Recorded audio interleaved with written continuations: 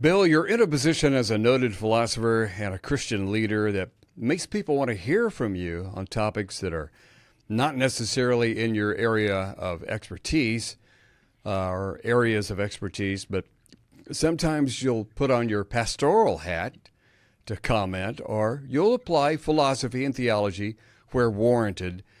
So before we get into this topic on gender altering surgery, transgenderism, what is your policy or guiding principle when it comes to commenting on social issues like this? I try to stay away from political issues, Kevin, unless they intersect with either ethical concerns or with religious concerns. And when that intersection occurs, then as a Christian philosopher and theologian, I do feel at liberty to address these ethical and spiritual issues. So let's get your thoughts on an ongoing issue, probably the number one social issue today, transgenderism. Data are coming in, and we have studies reported in this article by the Epoch Times that research shows very bad news concerning gender-altering surgery. And this research is published by a facility that performs this kind of surgery. Their study shows that surgically altering one's gender does not help mental health, and in fact can make the person lonelier and more depressed than those who avoided surgical intervention altogether. Bill, I thought that gender-altering surgeries were supposed to prevent loneliness and depression in those with gender dysphoria. Apparently, it's not the Yes, case. this was the euphemism of gender affirming care. And this study or studies speak directly to the issue that you and I raised, Kevin, in a previous podcast about state laws which have been adopted to try to protect minors against this sort of medical abuse.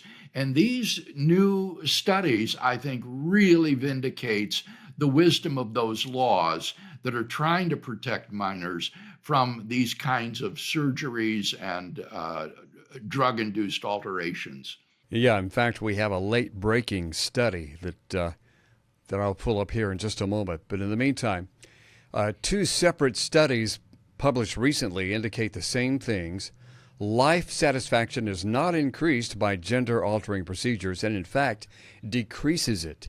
And another finding is that people who have had these surgeries and play at least 4 hours of sports per week experienced, quote, higher loneliness levels, end quote, than those athletes who have not had gender reassignment procedures. And so, Bill, this comes on the heels of significant backlash against biologically male athletes who identify as female and win when competing against biological women. Yes, that seems on the face of it so unfair. And what we now discover is that those athletes who have had these procedures actually have higher degrees of mental health problems than those who don't undergo them. And as I said on our previous podcast, Kevin, it seems to me this solution is so easily available. Instead of classifying sports by gender, just classify them by biological sex. Have male and female sports, and that would solve this problem. The most recent study finds that people who identify as transgender have lower overall life satisfaction than the general population. And young people suffering from gender dysphoria have worse mental health than older people. The study found 31% of transgender identifying people felt dissatisfied or extremely dissatisfied with life, while 17% said they were satisfied and just 1% felt extremely satisfied. People who identify as transgender were 1,290% more likely to describe themselves as extremely dissatisfied than extremely satisfied with their lives. Apparently, Bill, those who have gender dysphoria have got to come up with another solution. Gender altering surgery most likely makes things worse. Yeah, I think that's absolutely right, Kevin. We have got to find a way to help them transition through puberty in hopes of resolving this gender dysphoria. One's gender identity is quite malleable as a child, and we need to help these children to get through this and to grow to adulthood in the hopes that they will come to identify their gender with their biological sex. This article also quotes Mary Beth Waddell of Family Research Council. She says, this finding is sadly consistent with other studies. One study showed that the suicide completion rate for those that had undergone surgery, was 19 times higher than the general population. It also reports internet searches for such terms as am I gay, am I trans, have increased 1,300% in the last 19 years, even in the most conservative states. And a study taken in transgender-friendly Sweden concluded, quote, persons with transsexualism after sex reassignment have considerably higher risks of mortality, suicidal behavior, and psychiatric morbidity than the general population, end of quote. And what's really remarkable, Bill, is that gay and trans activists are claiming that unless these surgeries are performed, people, especially young people, will commit suicide. The article says activists are joined by members of the transgender surgery industry who, despite these studies, are telling parents their children will commit suicide if they don't submit their children to these life-altering surgeries. This was reported by Jamie Reed, who is a far-left LGBTQ activist and whistleblower who worked at Washington University Transgender Center at St. Louis Children's Hospital.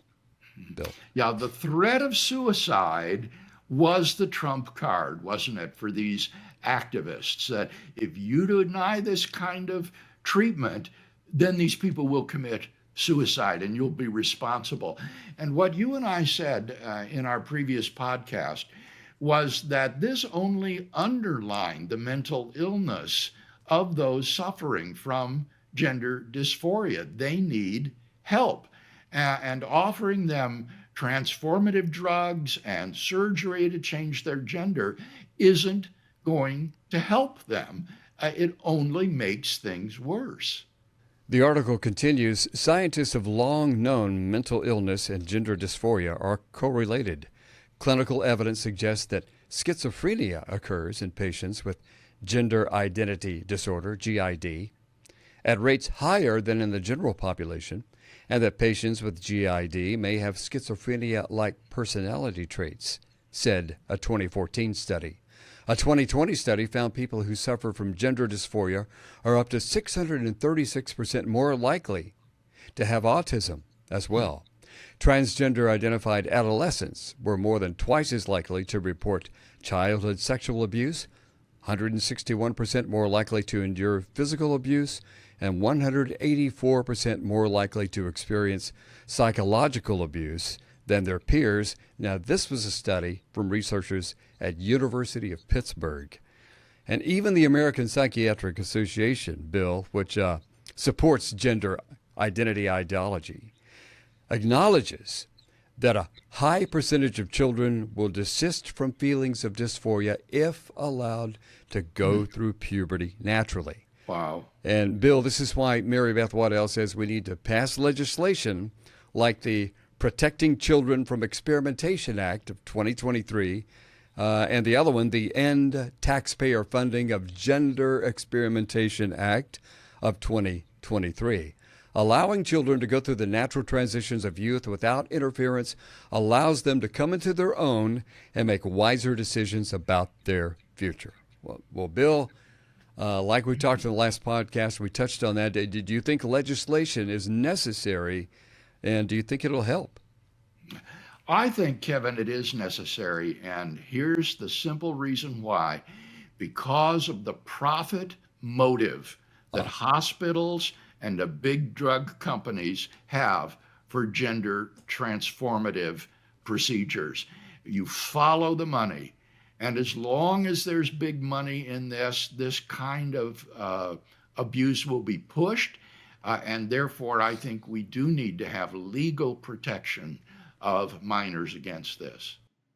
And Bill, I'm looking at this late-breaking study that has just come out from Wall Street Journal. 21 leading experts on pediatric gender medicine from 8 countries have written a letter to the editor expressing disagreement with the Endo Society and its new president, Stephen Hams, over the treatment of youth gender dysphoria. And as one tweet said, this is huge. And Bill, in a nutshell, they've just said what we've just said in this podcast. That is, these leading experts have said that surgery is not the answer and can actually do more harm than good. Yeah. Finally, in conclusion, Bill, there seems to be increasing reaction against the transgender trend. Now, when I say transgender trend, I mean what the activists are saying and what the political aspects are on this. The school district in Keller, Texas, in the DFW area, is the latest to ban transgender bathrooms and the use of pronouns, and will use students' biological gender at birth as the determining factor as to which bathroom that you go to and sports and so forth. But what do we need to do, Bill, again, as followers of Christ, to minister in this ongoing issue?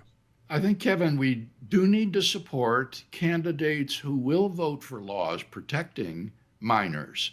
And we do need to resist the cultural pressures to use transgender pronouns and restrooms and allow men to compete in women's sports.